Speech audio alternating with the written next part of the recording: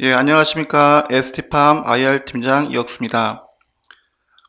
저희가 한국 IR 협의회를 통해서 이렇게 일반 투자자분들을 대상으로 기업 설명을 하게 된 거는 작년 말 이후 이번이 두 번째입니다. 그래서 이러한 기회를 살려서 앞으로는 더욱 적극적으로 일반 투자자분 대상으로 소통을 더욱 강화해 나가도록 하겠습니다. 그럼 본격적으로 IR을 진행하도록 하겠습니다.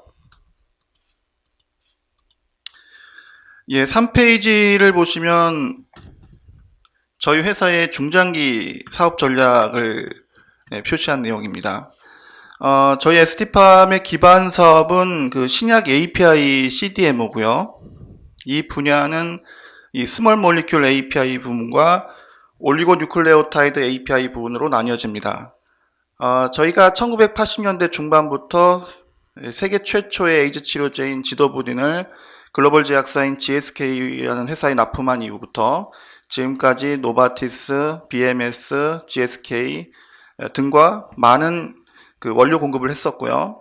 이런 항바이러스 치료제 분야에서 저희는 글로벌 거의 탑 수준의 그런 경쟁력을 보유하고 있습니다. 이러한 스몰 몰리큘 CDMO 역량을 확장해서 저희가 2000년대 초반에 올리고 뉴클레오타이드 CDMO 분야로 사업 역량을 확장했고요. 작년 말에는 유럽 소재 글로벌 그 CRO 업체 두 군데를 인수를 함으로써 CDMO와 CRO를 결합하는 그런 좋은 시너지 효과를 창출할 수 있게 됐습니다. CDMO와 CRO를 통해서 창출된 안정적인 현금 흐름을 바탕으로 해서 저희는 차별화된 신약 개발과 mRNA 신사업으로 진출할 수 있는 충분한 동력을 확보할 수 있을 것으로 예상을 하고 있습니다. 그 두 사업에 대해서는 뒤에 자세히 말씀드리겠습니다. 5페이지에 보시면 ST팜의 신약 API 비즈니스 모델인데요. CDMO라고 하는 것은 일반적으로 우리가 알고 있는 CMO하고는 약간 다른 개념입니다. CMO는 단순 위탁 생산이라고 할 수 있고요. 이 CDMO는 CMO와 CDO를 결합한 형태의 좀 고부가가치를 창출할 수 있는 새로운 모델입니다. 신약이라고 하는 것은 말 그대로 처음 만들어지는 약, 세상에 처음 나오는 약이란 뜻이죠. 그래서 신약에 성공을 하기 위해서는 상업화 승인을 받기 위해서는 두 가지가 검증이 돼야 되는데 첫 번째는 그 신약의 효능과 두 번째는 안정성, 부작용이 있는지 여부를 확인하는 안정성입니다. 이 효능과 안정성을 확립하기 위해서는 임상을 통해서 사람들한테 증명을 받아야 되고요. 그리고 두 번째는 이 신약의 그 효능과 안정성이 계속적으로 유지 가능할 수 있다는 걸 입증할 수 있는 공정 연구와 분석법 개발이 필요합니다. 이 공정 연구와 분석법 개발을 저희와 같은 CDMO 회사들, API 회사들이 지원해 주는 거죠. 따라서 신약 개발이라고 하는 거는 원료 공급사뿐만 아니라 신약 개발사 두 회사가 동시에 공동으로 개발하는 그런 과정이라고 볼 수 있겠습니다.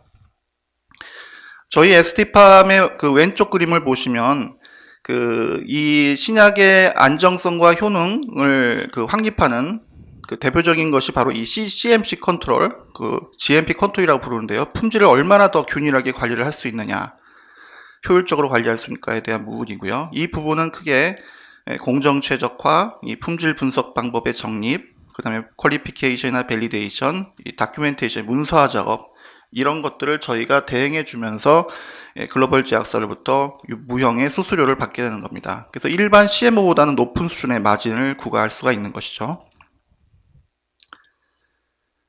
6페이지에 보시면 저희의 글로벌 기준 설비입니다. 현재 저희는 시화와 반월에 두 개의 캠퍼스를 유지를 하고 있고요. 시화 공장을 보시면은 건물이 많이 이렇게 빼곡하게 다 차 있어서 더 이상 증설을 할 여유가 없습니다. 확장을 할 수가 없고요. 그래서 저희가 2015년 말에 이 반월 공장을 영업 양수를 받았고요. 그리고 왼쪽 하단에 보시면 요 정육면체로 되어 있는 건물이 바로 올리고 전용 신공장입니다. 2016년 6월에 이 올리고동을 완공을 했고요. 총 층수로는 4층이지만 실제 건물로 보면은 한 7층에서 8층 정도 되는 굉장히 높은 건물입니다. 엄청난 대형 설비라고 볼 수 있고요. 저희가 2016년 6월 이후에는 요 2층에만 설비를 운영을 했었고요. 250kg에서 최대 750kg의 설비를 운영을 했었고, 현재 3층과 4층에 대한 두 차례의 추가 증설을 통해서 현재 이 올리고동이 전체 증설이 들어가고 있는 겁니다. 저희는 향후에는 이 앞에 유유부지를 활용해서 제2 올리고동의 증설을 또 검토를 하고 있습니다. 저희의 품질 인증, 글로벌 품질 역량에 대한 부분인데요. 위에 보시면은 글로벌 클라이언트, 고객사들이 저희를 실사했던 내역, 그 중에서도 EHS 실사했던 내역들을 쭉 기재를 한 겁니다. EHS라는 게 뭐냐면 제품에만 한정됐던 품질의 개념이 환경과 건강, 안전으로 확대되는 것이죠. 사회적인 측면도 고려되는 거고요. 다시 말하면 이런 품질의 개념은 결국 지속 가능한 품질이냐, 이제 지속 가능한 경영하고도 굉장히 밀접한 관련이 있다 볼 수 있겠고요. 주요 글로벌 10대 제약사들이 다 저희 쪽에 많이 실사를 하는 내용들이 쭉 기재가 되어 있습니다. 밑에 보시면은 그 해당 유관기관으로부터 저희가 CGMP 인증을 받았던 내역들이 쭉 기재가 되어 있고요. 2000년대 이후에 US FDA 인증만 보면 2006년, 또 2009년, 또 2014년, 또 2018년 거의 한 3, 4년마다 한 번씩 주기적으로 받고 있는 상황이고요. 저희가 2021년 내년에는 그 US FDA 인증이 거의 한 2개 이상이 있을 걸로 예상을 하고 있습니다. 그게 뭐냐면 PAI라고 하는데요. 이걸 Pre-Approval Inspection이라고 그래서 신약이 승인되기 직전에 받는 그 원료의약품 회사를 실사하는 내용입니다. 그 실사에서 승인이 떨어지게 되면 그 상업화가 승인이 되는 거죠. 다시 말하면 저희가 원료를 공급하는 신약 프로젝트가 최소 2개 이상이 2022년에 상업화된다는 뜻으로 받아들일 수가 있을 것입니다. 8페이지를 보시면 올리고핵산 치료제에 대한 부분입니다. 올리고핵산 치료제는 굉장히 생소하실 거라고 생각이 되고요. 그래서 그 개념을 좀 쉽게 말씀을 좀 드리도록 하겠습니다. 이 오른쪽 상단의 그림을 보시면 이 질병을 야기하는 그 나쁜 단백질이 있습니다. 그래서 이런 단백질들이 우리 몸에 악영향을 미치는 거죠. 예를 들면 암세포라든지 이 바이러스도 이런 단백질을 이용해서 증식을 하게 되겠죠. 그리고 치매라고 하는 알츠하이머 치매라는 질병은 이 되뇌 피질에 이제 베타 아밀로이드나 타우라고 하는 단백질이 쌓여서 발생한다고 좀 알려져 있습니다. 그래서 전통적인 방식의 약들은 이러한 나쁜 영향을 미치는 단백질에 직접 작용을 합니다. 직접 작용을 하다 보니까 당연히 단백질의 변성이 일어나고 내성이 생기게 되겠죠. 그러나 올리고핵산 치료제는 이런 단백질에 직접 작용하는 게 아니라 단백질이 나오는 기전을 차단하는 그런 작용들을 합니다.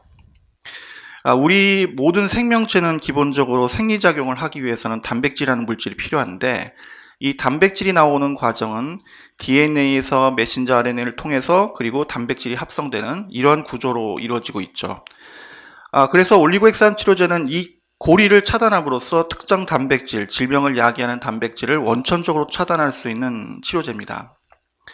쉽게 비유로 설명을 드리면 우리가 수도꼭지에서 물을 틀어놓으면 바닥에 흥건하게 물이 젖게 됩니다. 그래서 기존의 치료제들은 바닥에 떨어져 있는 물들을 어떻게 처치할 것이냐, 닦을 것이냐에 초점이 가 있는 거죠. 휴지로 닦을 수도 있고 걸레로 닦을 수도 있고 다양한 방법이 있을 수 있겠죠. 그러나 올리고핵산 치료제들은 수도꼭지 자체를 고치거나 수도꼭지 자체를 잠그는 것에 비유할 수가 있는 겁니다. 그래서 질병을 원천적으로 치료할 수 있는 죄송합니다. 새로운 패러다임의 치료제라고 볼 수 있겠죠.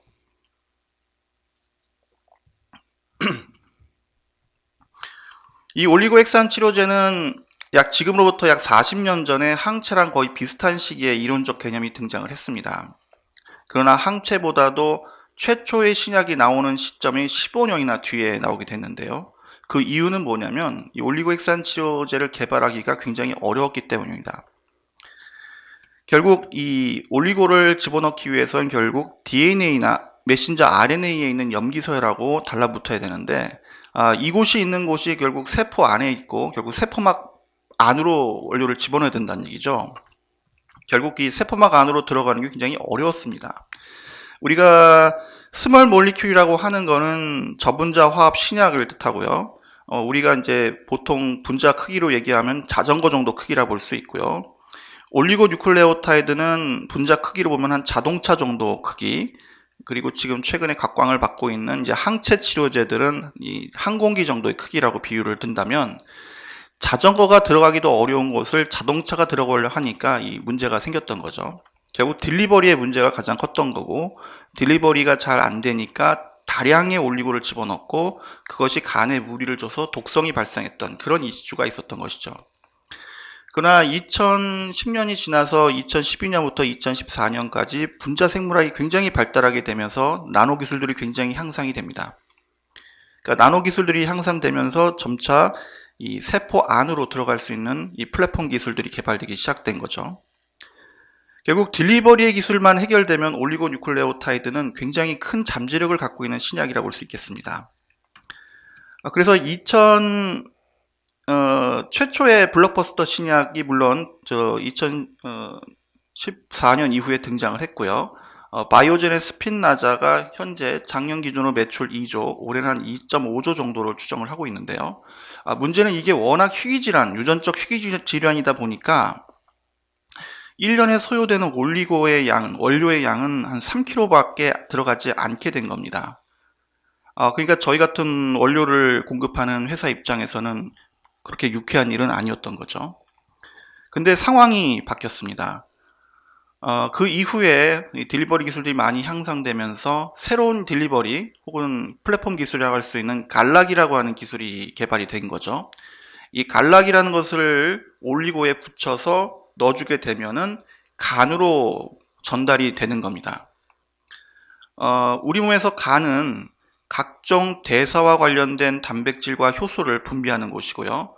따라서 간을 타겟으로 갈 수 있다는 얘기는 간에서 만들어지는 각종 대사성 약물들을 그건 질병을 치료할 수 있다는 뜻이 됩니다. 대표적으로는 당뇨, 고혈압, 고지혈증, 동맥경화증, 비형간염, 이런 내쉬, 이런 만성질환 약들을 개발할 수가 있게 된 거죠. 갑자기 시장 상황이 불과 1, 2년 사이에 급격하게 바뀌게 되었습니다. 그 시발점은 역시 작년 8월 말에 있었던 인클리시란의 임상 3상 성공이었고요. 인클리시란은 고지혈증 치료제로 개발 중인데, 요 인클리시란은 그 상업화가 되면은 그 타겟 환자 수만 거의 5천만 명에 달할 거로 지금 추정을 하고 있습니다. 과거에 10kg 미만의 원료가 소요되던 시장에서 이제는 수백 킬로에서 수톤의 원료가 필요한 시대가 돼버린 거죠. 요 인클리시라는 올해 말에 상업화가 예상되고 있습니다. 그리고 현재 임상 단계에는 올리고 신약 과제는 700개가 넘고 있고요. 이 중에 70%가 다 임상 1상 단계입니다. 그 얘기는 향후에 더 많은 올리고 핵산 치료제가 더 많이 시장이 커질 수 있다는 것이고요. 최근에는 mRNA 백신까지 등장을 하게 되겠죠. 물론 이 mRNA 백신은 이제 모더나가 개발한 mRNA 백신은 엄밀히 말하면 올리고 핵산 치료제는 아니고 큰 넓은 의미의 핵산 치료제 범위에 들어갑니다. 또한 항체 치료제랑 결합한다든지 다양한 시도가 개발되고 있고요. 요 RNA 관련된 기술이 다른 산업으로도 지금 전파가 되고 있습니다. 농약, 살충제, 동물용 의약품도 개발되고 있고요. 특히 친환경 살충제는 굉장히 의미가 있는 그런 거라 볼 수 있겠죠.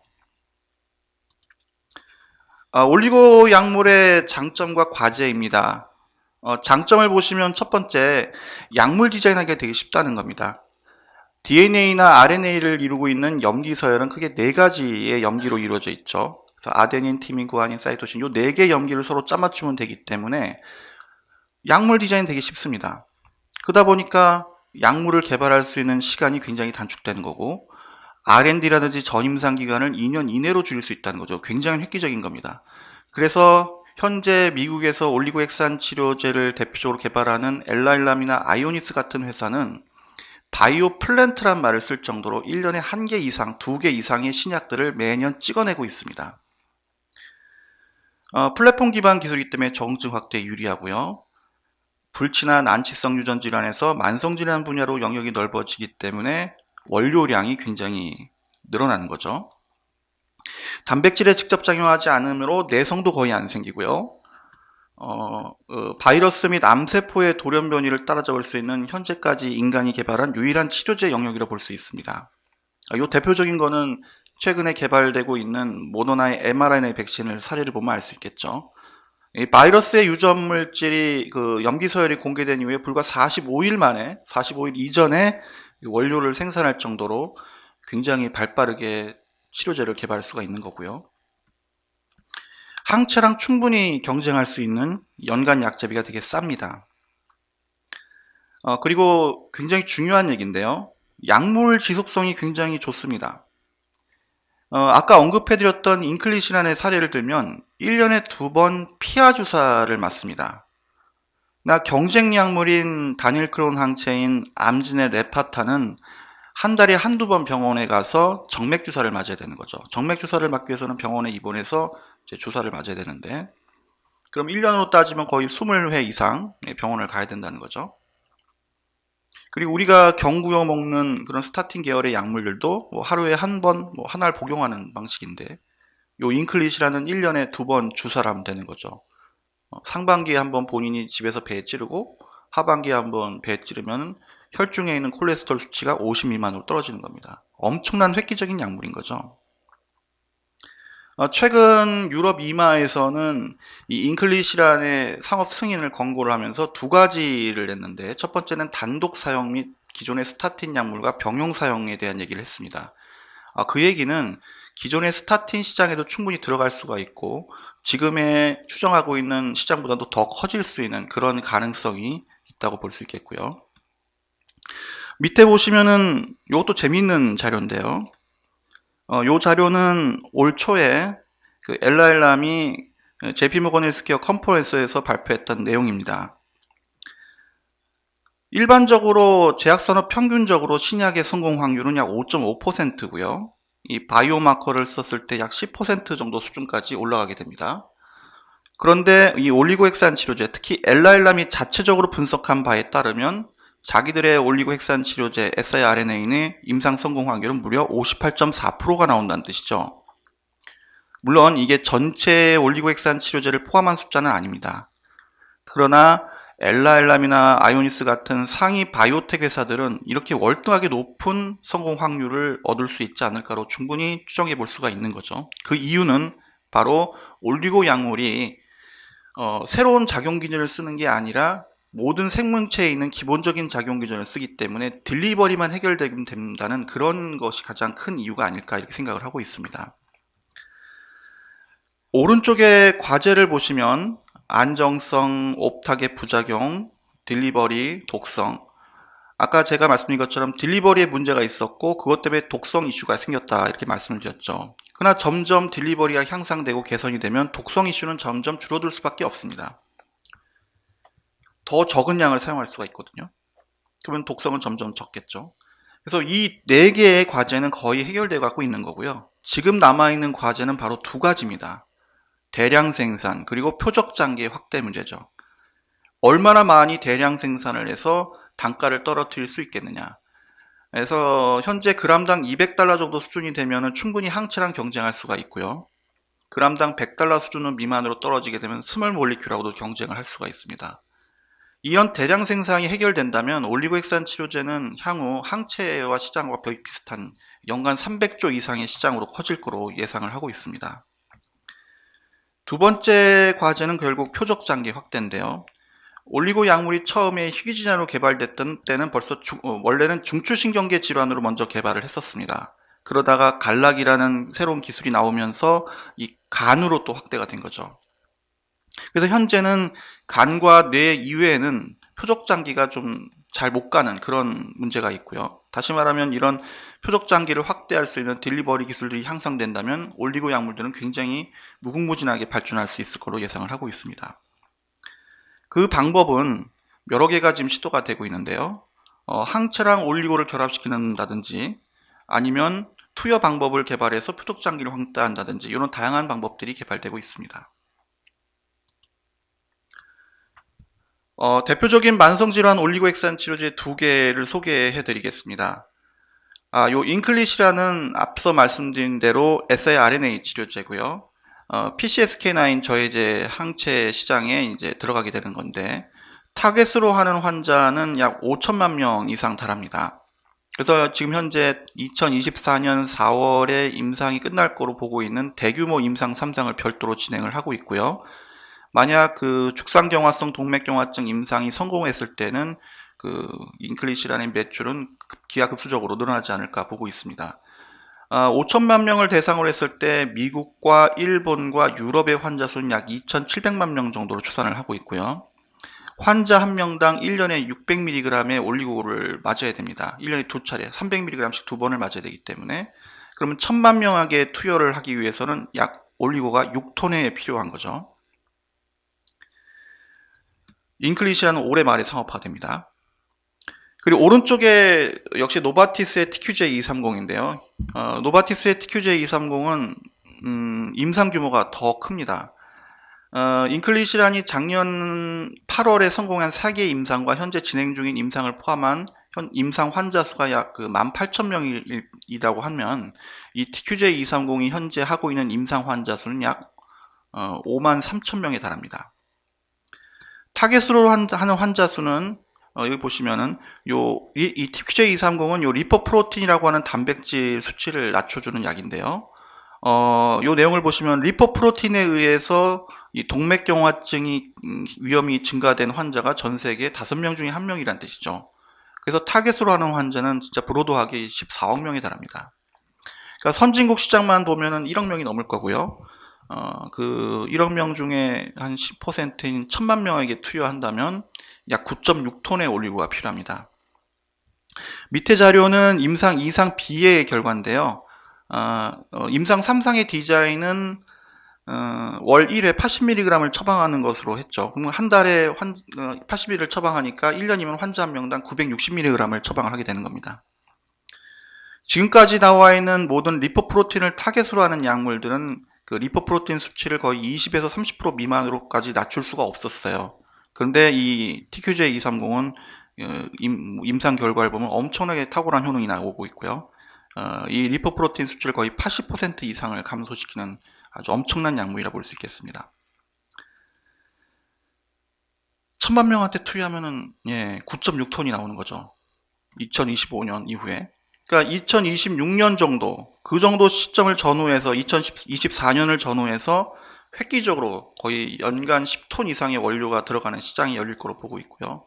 요 두 가지 약물만 그러냐? 그렇지가 않습니다. 그 이외에도 이 비형간염 치료제라든지 만성질환 약들이 굉장히 많이 개발되고 있습니다. 비형간염 치료제의 경우는 지금 기존에 나와 있는 그 다른 치료제들보다도 현재 1차 선택약으로 쓰고 있는 비리어드 같은 다른 약들보다도 거의 효능이 2배에서 3배 이상 좋을 것으로 추정되고 있고요. 2024년 이후에 출시가 된다면 약 3톤에서 6톤의 원료가 필요할 걸로 그렇게 추정을 하고 있습니다.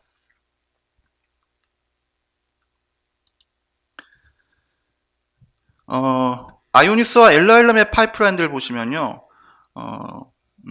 많이 있고요. 여기 보시면 이 카디오 메타볼릭 쪽의 약물들이 대부분 다 이런 만성질환 쪽, 순환계 쪽 약물이 많이 있다 이렇게 보실 수가 있겠고요. 특히 저희는 이 아이오니스 파이프라인들의 상당수를 저희가 지금 저희가 임상 원료를 대고 있는 상황이고, 그 이유는 뭐냐면 저희가 아이오니스에 가장 적합한 CMC 패키지를 갖고 있기 때문입니다. 소위 말하면 저희의 족보 혹은 뭐 모범 답안지를 갖고 있는 거죠. 그러니까 아이오니스 프로젝트를 갖고 있는 그거를 사갔던 글로벌 제약사들은 이 상업화 승인을 빨리 받기 위해서는 저희 쪽에 많이 올 수밖에 없는 겁니다. 그래서 현재 임상 2상 단계에 있는 거 혹은 임상 2상이 끝날 때쯤 되면은 대규모 상업화를 해야 되기 때문에 아이오니스 쪽에서 저희 쪽으로 많이 이제 넘기고 있는 그런 상황이라고 볼 수 있고요. 상당수를 저희가 하고 있습니다. 그 오른쪽에 엘라일람도 보시면 지금 엘라일람도 저희가 현재 1개 원료 이상을 지금 공급하고 있고요. 지속적으로 다양한 파이프라인들을 지금 논의가 들어오고 있는 상황입니다.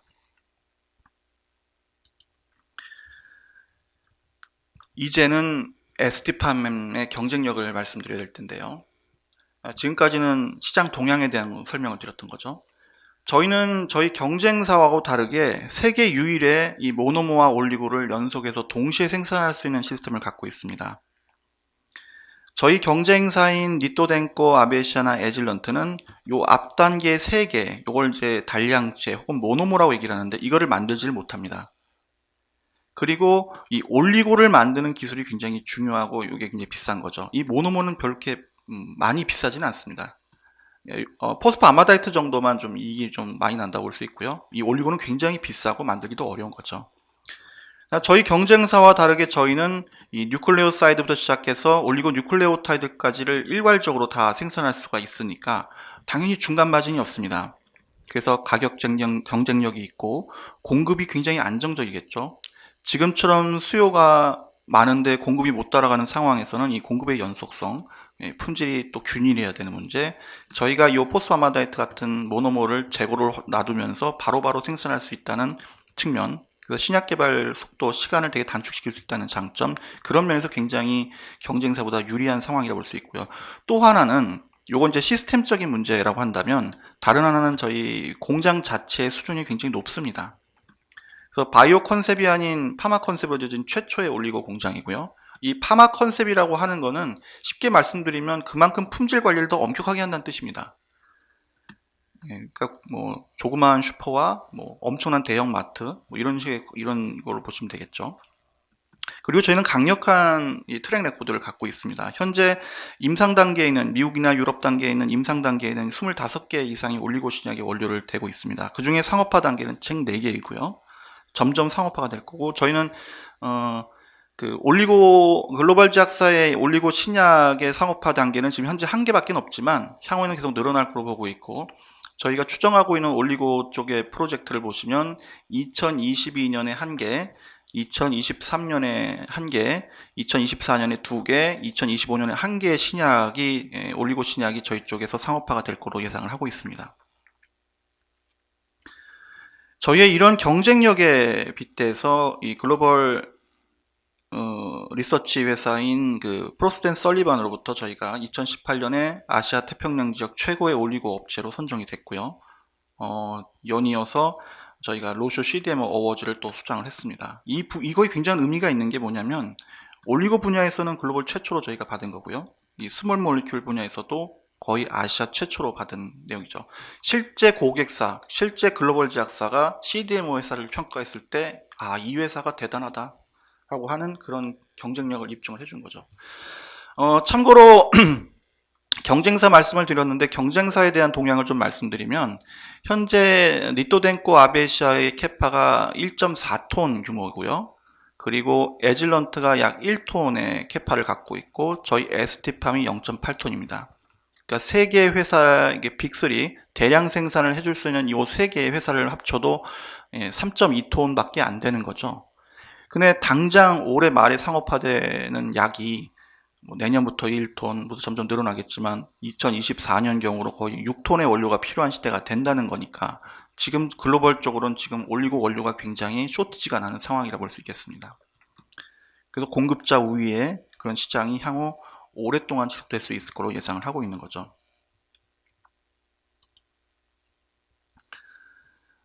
저희 올리고와 스몰 몰리큘 프로젝트들을 좀 말씀을 드리겠습니다. 저희가 20몇 개 이상 되는데 뭐 좀 너무 많은데 밑에 표를 넣어야 되기 때문에 되게 줄인 거고요. 그래서 헌팅턴병은 저희가 2022년 말에 한 2022년 하반기쯤에 상업화될 걸로 추정을 하고 있고요. 상업화된 이후의 매출액은 연간 한 250억에서 300억 정도 매출액이 꾸준히 나올 거로 보고 있습니다. 그리고 심혈관 질환 치료제는 이거 굉장히 큰 프로젝트라고 보시면 되고요. 인클리시란에 육박하는 프로젝트라고 보시면 되고, 이거는 2025년에 상업화될 예정입니다. 요것도 수톤, 뭐 10톤 이상의 원료가 필요할 수도 있다고 보고 있고요. 혈액암도 현재 임상 3상을 하고 있고요. MDS, 골수 형성 이상 증후군으로 현재 3상을 하고 있고, MF, 마이엘로 파이브로시스라는 골수 섬유증 분야로도 아마 조만간 임상 3상에 들어갈 거로 보이고 있습니다. MDS의 임상 2상 결과를 보면은 지금까지 나와 있는 MDS 약물들 중에서 가장 효과가 좋은 거로 지금 되어 있고요. MF에서는 그 기존의 그 고수소묘증 환자들이 기존 약에 내성이 생겨서 평균 7개월을 못 사는 환자들이 임상 2상 결과를 보면 약 36개월 정도 생명 연장하는 효과가 있기 때문에 만약에 3상이 들어간다고 하면은 충분히 BTD 지정도, 희귀의약품 지정도 받을 수 있지 않을까 이렇게 생각을 하고 있습니다. 그러면 이제 상업화 시기는 좀 빨라질 수 있고요. 그래서 MDS는 한 2023년, 그래서 MF는 빠르면은 2022년에도 상업화될 수 있다 이렇게 볼 수 있습니다. 기타 이제 비형간염 치료제도 한 2024년에 상업화가 될 예정이고요. 뭐 수톤의 약물이 필요할 거로 보고 있습니다. 밑에 보시면 저희가 2018년에 매출이 한 70억 정도가 빠진 것처럼 보이는데 이때 이유는 바로 2018년 9월에 저희가 원료를 대고 있었던 요 혈액암 파이프라인이 글로벌 제약사가 그 권리를 원 개발사한테 반환하면서 3상 시료를 생산하려고 대기 중인 상태에서 생산을 못하니까 생산 스케줄이 비게 되고 매출로 이어지지 못해서 그랬던 이유가 있었죠. 예. 근데 올해는 이제 한 뭐 애널리스트 분들이 추정치로는 뭐 작년 대비 2배 이상의 그 매출, 올리고 매출이 일어날 것이라고 추정을 하고 있습니다. 오른쪽에 보시면 그렇다고 저희가 올리고만 있고 이 스몰 몰리큘은 없느냐, 그렇지 않고요. 저희 스몰 몰리큘 쪽 파이프라인도 거의 17개에서 19개 정도의 파이프라인을 갖고 있습니다. 다만 국내 쪽에 좀 많이 있는 거죠. 왜냐하면 스몰 몰리큘 비즈니스는 전 세계에서 이런 스몰 몰리큘을 하는 API 업체들, CDM 업체들 거의 40, 50개 이상 됩니다. 근데 올리고는 아까 말씀드린 것처럼 워낙 극소의 회사들만 하고 있기 때문에 경쟁력이 훨씬 높게 나타난 거죠. 저희의 요 당뇨 치료제는 그 관계사 거기 때문에 제외하고 나면은 그 현재 20내년부터 저희가 공급할 거 빼면은 상업화 물량을 빼면은 현재 요 임상 단계에 있는 파이프라인에서 상업화된 건 저희는 없는 거죠. 그러니까 저희가 어떻게 보면은 밭에 거의 40개 이상의 나무들을 잘 키우고 있고 있는 상태고 2022년부터 이제 열매를 맺기를 기다리고 있는 거죠. 그러니까 지금 현재 저희가 가장 많은 비용이 들고 고정비가 많이 들어가는 상황이라고 보시면 됩니다. 신약이 성공이 되면 당연히 주어진 레시피대로 생산만 하면 되기 때문에 별다른 뭐 노동력이 많이 들어가나 그렇게 많은 비용이 들어가지는 않죠. 저희는 다만 CDMO 업체 특성상 임상을 해서 상업화 승인을 받을 때까지 공동 개발을 하기 때문에 뭐 QC, QA 인력, 연구 인력 그런 인력들이 많이 필요하고 또 그거와 관련된 그 비즈니스를 하면서 당연히 비용이 많이 나갈 수밖에 없는 거죠. 그래서 올리고 이런 CDMO 비즈니스는 상업화가 되기 전에 그 고정비가 많이 지출되는 그런 선제적인 투자가 필요한 그런 사업입니다. 그래서 지금이 가장 안 좋은 시기. 그렇다면 다음 연도, 다음 연도는 훨씬 좋은 방향으로 갈 수밖에 없는 그런 회사 사정이라는 거죠. 그리고 요 스몰 몰리큘 프로젝트 중에 지금 현재 저희가 가장 빨리 상업화 승인을 기대하고 있는, 글로벌 승인을 기대하고 있는 거는 요 5번째 있는 미토콘드리아 유전자 결핍 증후군 치료제입니다. 요건 미국의 나스닥에서 하는 회사가 개발을 하고 있는 거고요. 현재 임상 2상이 거의 막바지 단계에 있고 이 BTD로 지정되어 있기 때문에 2022년 상반기 정도의 상업화가 가능할 걸로 보고 있습니다. 만약 상업화가 된다면 연간 한 150억에서 한 200억 정도의 매출이 꾸준히 나올 걸로 보고 있는 거죠. 저희가 과거에 C형 치료제 하나의 매출을 거의 1,300억, 1,400억을 했던 시대에서 이제는 200억이나 많게는 1,000억대 그런 프로젝트들을 다양하게 운영을 하면서 리스크를 분산하고 이제 굉장히 안정적인 그런 회사로 가는 그런 단계라고 볼 수 있고요. 불과 저희가 그 C형 간염 치료의 매출 급락에 따른 그 후유증을 불과 2년, 3년 만에 지금 회복을 시키는 그런 놀라운 저력을 좀 투자자분들께서 좀 알아주셨으면 하는 바람입니다. 2018년 대비 2019년에 C형 간염 치료 매출이 350억이 빠졌지만 반대로 그거를 제외하면 결국 성장을 계속 하고 있는 부분이거든요. 이제는 더 이상 나올 악재는 없습니다. 저희 2020년에 올리고 비즈니스 관련된 수주 현황 및 설비 증설된 내용을 좀 정리를 했습니다. 의미 있는 거는 물론 다 의미가 있지만 이게 수주 쪽에서는 요 두 번째 있는 거 되겠죠. 물론 요 A사와 B사는 다른 글로벌 제약사입니다. 왜 의미가 있냐면 이 9월 6일 날, 9월 16일 날 체결한 수주계약 공시는 이 상업화 물량이기 때문입니다. 그리고 상업화 원료로서 내년도에 공급해야 될 물량은 약 460억, 그리고 2022년부터는 최소 공급 물량을 100kg 확정으로 받은 겁니다. 요 459억은 50kg도 안 되는 양이고요. 다만 저희가 세컨 밴드로 받은 거지만 사실상 퍼스트 밴더의 위치에서 합니다. 왜냐하면 퍼스트 밴더가 저희 쪽에 그 기술을 이전을 안 해준 거죠. 이것도 굉장히 특이한 이례적인 케이스인데, 보통의 경우에는 이 퍼스트 밴더의 기술을 세컨 밴더, 서드 밴더가 당연히 기술 이전을 받아야 되는데도 불구하고 그렇게 안 된 거죠. 그 이유는 지금 올리고 쪽 비즈니스가 공급자 우위의 시장이 있다는 것을 증명하는 또 다른 케이스라 볼 수 있고요. 요 계약은 저희가 기본 계약 합의도 체결되기 전에 확정 물량을 받은 겁니다. 굉장히 긴급하게 받은 거죠. 그러니까 원료가 얼마나 타이트하게 돌아가고 공급이 딸리는지에 대한 것도 또 실제 증명이 될 수 있는 거고요. 그래서 저희가 연간 100kg이기 때문에 요거 이상으로 저희는 한 250kg, 500kg, 1톤 이상도 공급할 수 있다고 보고 있고, 그래서 따지면 최소한으로 한 연간 400억, 많게는 뭐 1000억 이상의 매출액이 중장기로 계속 나올 거로 보고 있습니다. 요거만 NPV로 따지면 뭐 수천억 원의 가치가 있는 거겠죠. 지금까지 현재 저희가 올리고 분야 누적 수주 잔고는 뭐 1억 달러가 이미 돌파된 상황이고요. 2019년 대비 지금까지 벌써 올리고 쪽 수주만 거의 약 2배 이상 증가가 되는 상황입니다. 또 재미있는 거는 뒤에 말씀드리겠지만 이 증설 쪽 부분인데요. 저희가 이런 수주가 계속 늘어나고 원료가 수요량이 계속 증가되기 때문에 저희 반월 공장의 3, 4층의 60%의 공간을 활용해서 먼저 1차 증설을 결정을 했습니다. 1.8몰 규모고요. 1.8몰을 킬로그램 환산은 약 800kg라고 하는데 실제로는 이보다 더 될 수 있고요. 1톤 이상의 설비라고 볼 수도 있습니다. 그래서 저희는 그 기존의 건물에 있는 층에 그냥 설비만 넣으면 되는 거고요. 저희 경쟁사인 에질런트도 요 발표 나오기 한 2달 전쯤에 이제 증설 결정을 했죠. 기존 증설 기존 규모 대비 2배 증설 결정을 했는데, 그래서 에질런트는 한 2톤 규모로 증설이 될 거로 보고 있는데, 문제는 에질런트는 공장을 짓고 넣어야 되기 때문에 2023년부터 증설 효과가 나타납니다. 다시 말하면 저희는 2022년 12월부터 전 세계 올리고 여유가 있는 생산 캐파 1위에 올랐었던 거고요. 이게 어떤 의미가 있냐면 2022년에는 1톤 이상의 여유 캐파를 보유한 유일한 올리고 CDMO 회사가 되는 겁니다. 그러면 수주들은 당연히 올해 말부터 내년에 집중되겠죠. 해줄 데가 없으니까.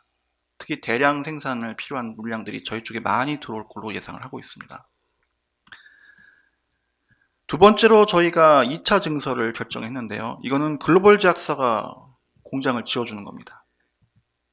글로벌 제약사가 전체 투자 금액의 3분의 1을 무상으로 지원하고 또 그 공장을 운영하는 인건비, 유지보수비, 감가상각비를 다 대주는 조건입니다. 그리고 거기서 생산된 원료도 다 사가 준다는 얘기입니다.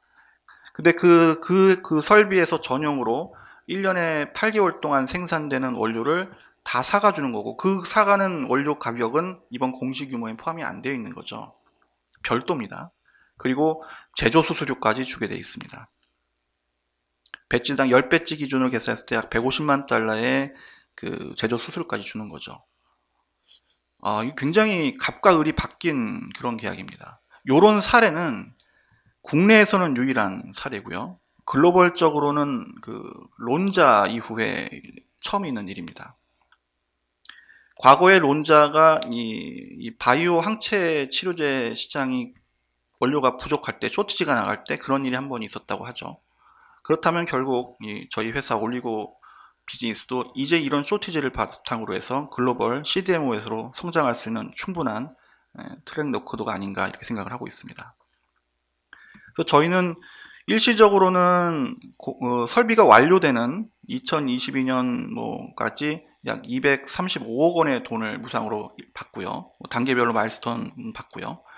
그리고 매년 설비를 사용하는 8년 동안 이제 매년에 최대한 70억, 한 40억에서 70억 원의 설비 사용료를 받게 되는 거고, 원료 가격은 별도로 저희가 공급을 받습니다. 참 굉장한 조건인 거죠.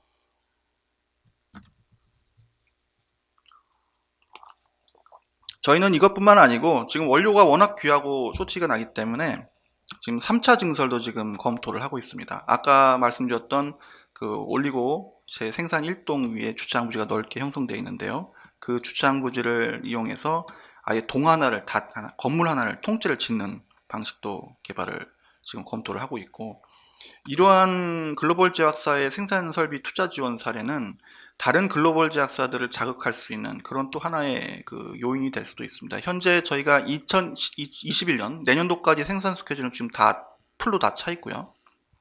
지금 현재 2022년 1분기 생산 스케줄을 잡는데 5개에서 6개의 글로벌 제약사들이 지금 자기 걸 넣어달라고 지금 혈안이 되어 있는 상황입니다.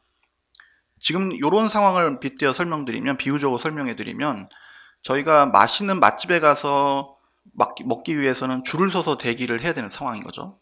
지금 글로벌 제약사들이 저희들한테 원료를 공급받기 위해서 줄 서서 대기하고 있는 상황입니다. 지난번 9월 16일에 글로벌 제약사로부터 체결된 계약 때문에 갑작스럽게 2021년 생산계획 스케줄에 요거를 반영을 해야 됐거든요. 그러면서 기존의 생산 스케줄에 있었던 5개의 업체가 2022년으로 밀려가게 됐습니다. 그런데 그 5개의 글로벌 제약사들도 다 기다린다고 합니다. 그만큼 해줄 데가 없는 상황인 거죠. 그래서 증설과 수주가 계속 연계되는 이유가 바로 거기에 있는 거고요. 저희가 이렇게 설비를 증설하게 되는 거는 결국 이 만성질환 올리고핵산 치료제들의 수요가 굉장히 급증하기 때문에 그렇고요. 연이어서 나올 겁니다. 지금 현재 저희는 또 이 심혈관 질환 치료제, 요 상업화 물량 이후에도 지금 비형 간염 치료제에 있어서도 거의 지금 상업화 물량 공급에 대해서 지금 협의를 좀 하고 있는 상황이고요. 그러면 코로나 바이러스 백신에도 지금 올리고가 들어갑니다.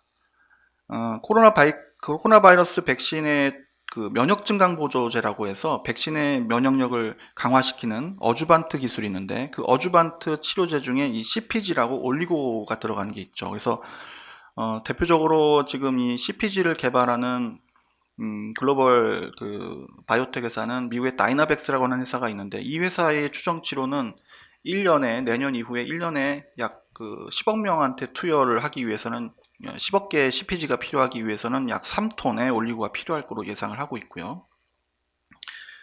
최근에 아이오니스도 그 코로나 바이러스 치료제를 개발하는 임상 2상에 착수를 했습니다. 자, 지금 저희가 2022년도에 1톤 이상의 여유 캐파를 가진 유일한 글로벌 CMO가 되는 거죠. 그렇다면 이러한 많은 양이 필요한 프로젝트들도 저희 쪽으로 들어올 가능성이 굉장히 높은 겁니다. 다시 말하면 2022년도에 물량 늘어날 거에 대비해서 저희 쪽에 들어오는 수주들은 올해 말부터 내년도에 많이 집중되어 있을 것이다, 이렇게 보고 있습니다. 또한 경쟁사보다도 굉장히 유리한 입장을 선점할 수가 있는데요. 이런 수주를 통해서 유리한 입장을 선정하는 것도 중요하지만, 결국엔 대량 생산 경험을 통해서 저희는 기술력을 좀 더 빨리 확보를 할 수가 있게 됩니다. 공정 기간을 단축하고 수율을 개선하고 그런 등 대량 생산에 적합한 기술을 확보하고, 그것이 경쟁자들을 더 따돌릴 수 있는 그런 또 기회가 될 수가 있는 것이죠. 참고로 저희는 에질런트나 아베시아 대비 굉장히 단일 생산 라인에서 굉장히 대량 생산 라인을 갖고 있습니다. 에질런트나 아베시아는 중형이나 대형 생산 라인을 여러 개를 가지고 있기 때문에 많은 프로젝트를 심을 수는 있지만, 근데 저희는 단일 라인의 대량 생산 설비를 갖고 있는 거죠. 기존의 반월 공장 2층에 있는 750kg짜리 설비, 이번에 1차 증설하는 800kg 이상의 설비도 대형 라인으로는 아마 세계에서 가장 큰 규모라고 볼 수 있겠습니다. 그러니까 대량 생산에 가장 적합한 구조라는 거죠. 그래서 많은 양이 필요한 글로벌 제약사들이 저희 쪽에 많은 의뢰가 들어오고 있는 것입니다. 저희는 자체 신약도 개발을 하고 있습니다. 저희의 특성화된 R&D 개발 전략은 이 버추얼 이노베이션, 오픈 이노베이션, 버추얼 R&D 전략이라고 해서 소수의 신약 개발 핵심 인원들을 바탕으로 내외부의 그 신약 개발되는 그 네트워크를 활용해서 결국 임상 1상이나 임상 2상 단계에서 글로벌 제약사한테 라이센스 아웃하는 형태고요. 큐리언트나 브릿지 바이오와 비슷한 비즈니스 모델이지만 큐리언트나 이런 브릿지 바이오의 NRDO 형태가 다르게 저희는 NRDO라고 하는 거는 노 리서치 뭐 이런 뜻이잖아요. 근데 저희는 리서치도 하는 거죠. 노 리서치 디벨롭먼트 온리라는 뜻인데 저희는 그 리서치도 합니다. 그래서 좀 더 이른 단계에서 파이프라인들을 일찍 가져올 수가 있고 좀 더 싸게 갖고 올 수 있고 그래서 커넥션 디벨롭먼트, 어큐션 디벨롭먼트를 통해서 저희가 이제 CRO 업체들을 이용해서 저희가 라이센스 아웃하는 전략을 사용하고 있는 거죠. 저희 자체 신약 파이프라인은 총 8개 현재 파이프라인을 보유하고 있고요. 그 중에 2개가 글로벌 임상 1상을 하고 있습니다. 에이즈 치료제는 현재 그 프랑스에서 임상 1상을 하고 있고요. 그 다음에 항암제는 미국에서 지금 임상 1상을 하고 있습니다.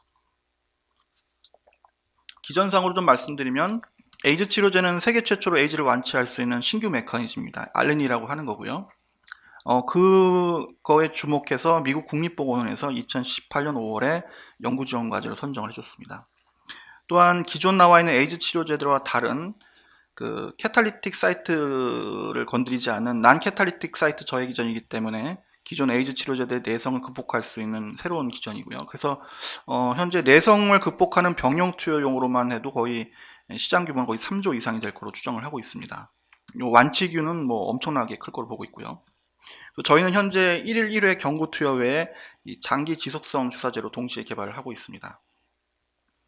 항암제는 먼저 제가 대장암으로부터 개발을 하고 있고요. 비소세포성 폐암이나 간암 등으로 지금 적응증을 확정해서 기존의 다른 항암제들, 면역항암제와 같이 병용 투여 시험을 지금 진행을 하려고 하고 있는 거고요. 이 텐키라제 효소 저해제를 이용해서 이 케이라스, 엔라스 뮤테이션, 돌연변이 타입, 그러니까 돌연변이 형태가 나오면은 대장암이 안 듣습니다. 그래서 이런 돌연변이 유전자형과 어비툭스라는 이 대장암 항암제의 내성 환자들을 대상으로 치료할 수 있는 요거 좀 주목하셔야 되는데요. 경구용 대장암 치료제입니다. 세계 최초로. 그래서 복용 투여성이 굉장히 편한 거죠. 그리고 부작용도 현저히 줄일 수가 있고 그래서 요 기전으로 개발하는 펄스틴 클래스입니다. 저희의 파이프라인들은 다 펄스틴 클래스입니다. 펄스틴 클래스는 훨씬 가치가 높죠. 왜냐하면 모든 약은 올리고를 제외하고는 내성이 생기기 때문에 이 새로운 기전의 약물들이 반드시 필요합니다. 그리고 저희는 현재 내시 치료제도 지금 새로 신규 기전을 이용해서 개발을 하는 거고요. 현재 지금 전 세계에서 내시로 개발되는 치료제들이 거의 50개 이상이 되는데 한 5개 정도의 기전으로 귀결이 됩니다. 그러나 저희는 그 기전과는 완전히 다른 기전이고 그 얘기는 개발은 좀 늦더라도 이후에 굉장히 가치가 있는 프로젝트가 되겠죠. 그리고 저희는 코로나 바이러스 치료제도 물질들을 좀 갖고 있습니다. 이미 그 AI 플랫폼을 개발하는 그 온코크로스와 같이 공동 연구를 하고 있고요. 이 펄스틴 클래스의 항바이러스 치료제 개발고 다만 저희가 후보 물질 발굴은 완료가 됐는데 아직 임상 단계에 들어가지 않았기 때문에 대내적인 홍보는 하지 않고 있었습니다. 투자자 보호 차원에서.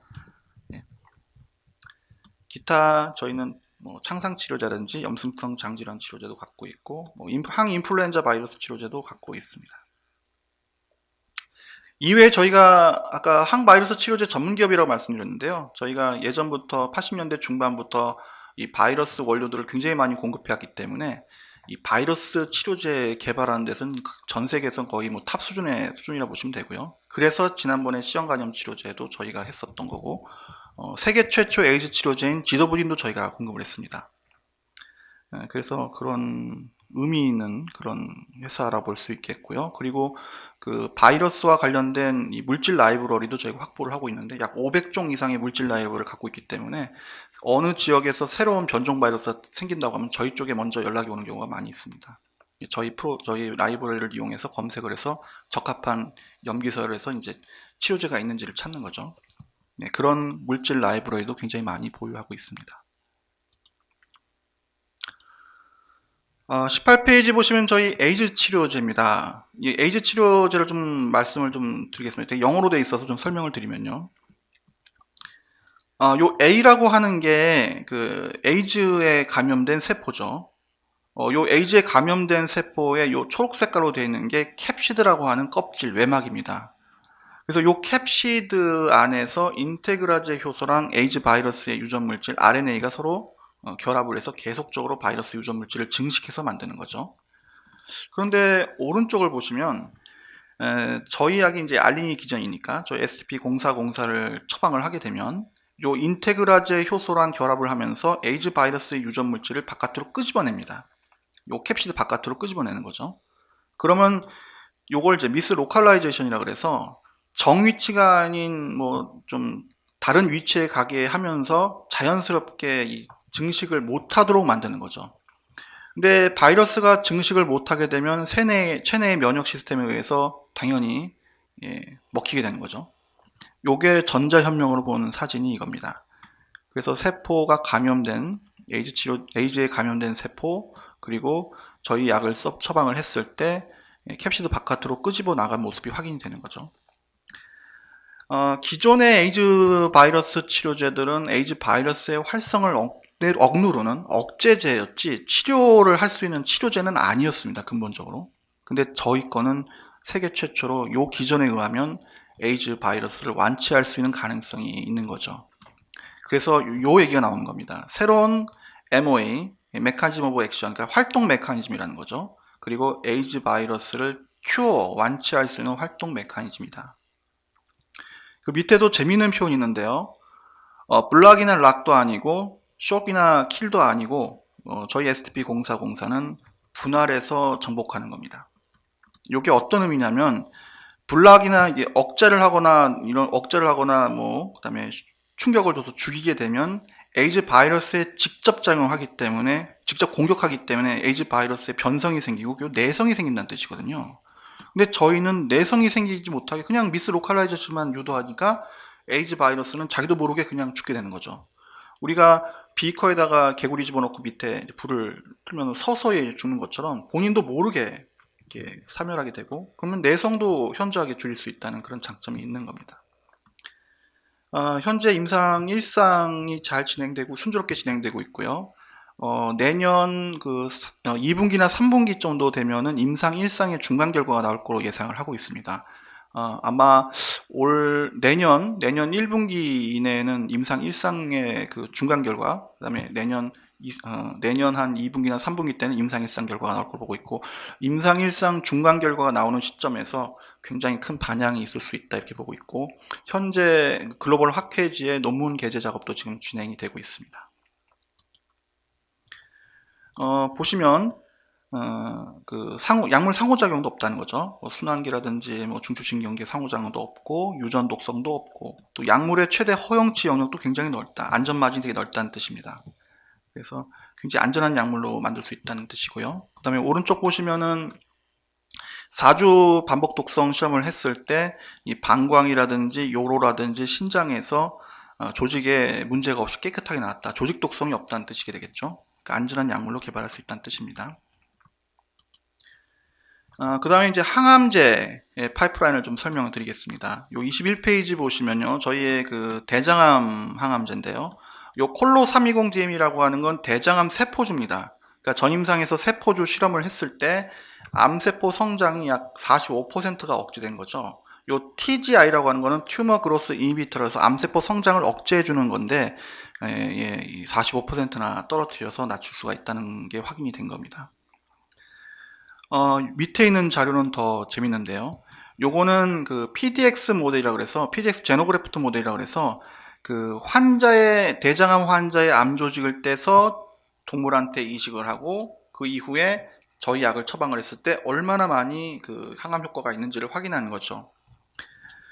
전임상에서 요 PDX 모델로 실험을 했다는 거는 이 데이터가 좋게 나왔다는 거는 임상에서 환자를 대상으로 하는 임상에서도 거의 비슷한 효과, 유사한 효과가 나올 수 있을 것으로 충분히 기대를 할 수 있다는 뜻입니다. 근데 세포주 실험보다도 훨씬 더 높은 그런 암세포 억제가 확인이 된 거죠.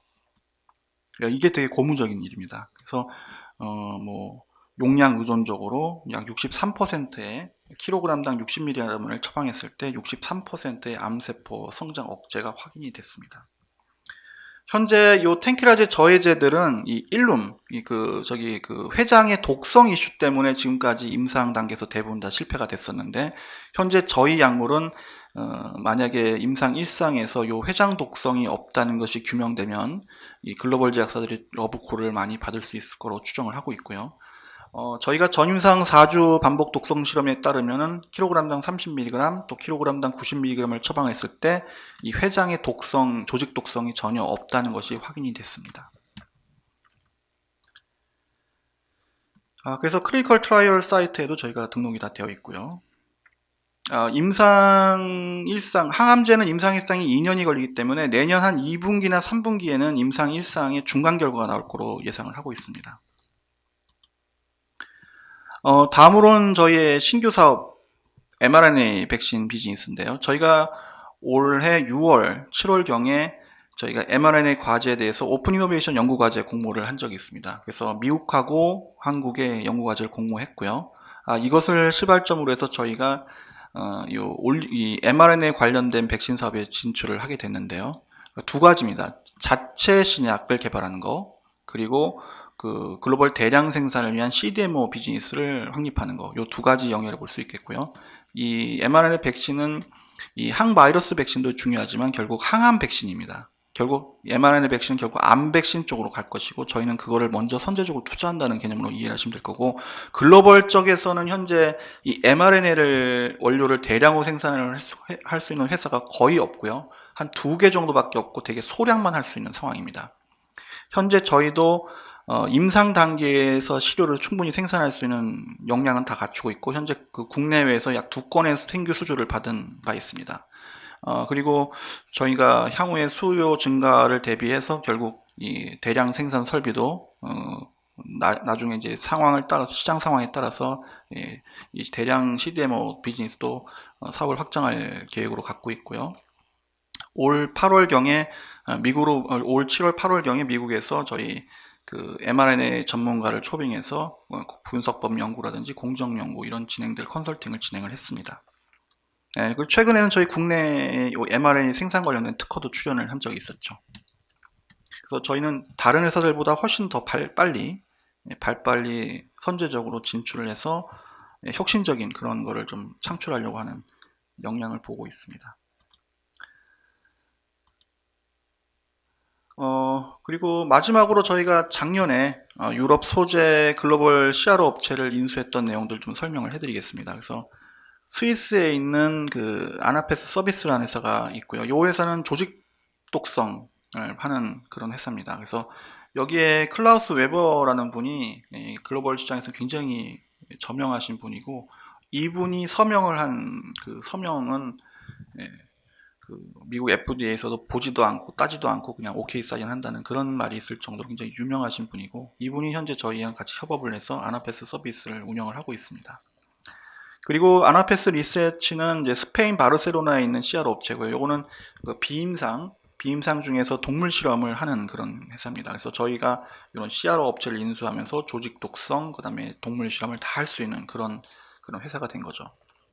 이런 CRO 인수를 통해서 어떤 경쟁력을 저희가 확보를 했냐면, 과거에는 저희는 고객 의존형 CMO였다고 하면은 이제는 고객을 리드할 수 있는 그런 CDMO가 됐다는 뜻이고요. 신생 바이오 베처들은 계속 급증을 하는데 그거에 대한 인프라가 굉장히 부족한 거죠. 그래서 CMO와 이 CRO에 대한 서비스 수요는 굉장히 높아지고 있고, 또 저희는 신약 개발과 관련된 모든 과정에서 CMO, CMC, CRO 이런 거를 다 패키지를 일괄적으로 다 할 수 있는 그 원스톱 서비스, 차별화된 서비스를 제공할 수가 있습니다. 또한 자체 신약 개발과 이제 CRO, CDMO의 시너지 효과를 계속 연계할 수가 있고, 고객 풀도 확대할 수가 있고요. 또 저희 자체 신약 개발과 임상 역량도 강화할 수 있는 그런 되고요. 저희가 요 CRO 쪽의 역량은 지금 현재 유럽에 있는 CRO 업체들은 지금 요 아나페스 리서치가 지금 제가 구조 조정을 하고 있어서 수익성은 좀 아직은 좋지는 않지만 내년 이후에는 정상 궤도로 올라설 걸로 보고 있고, 국내에서도 지사를 설립을 할 예정으로 있습니다. 이상으로 ST팜 그 기업 설명회를 마치겠습니다. 감사합니다.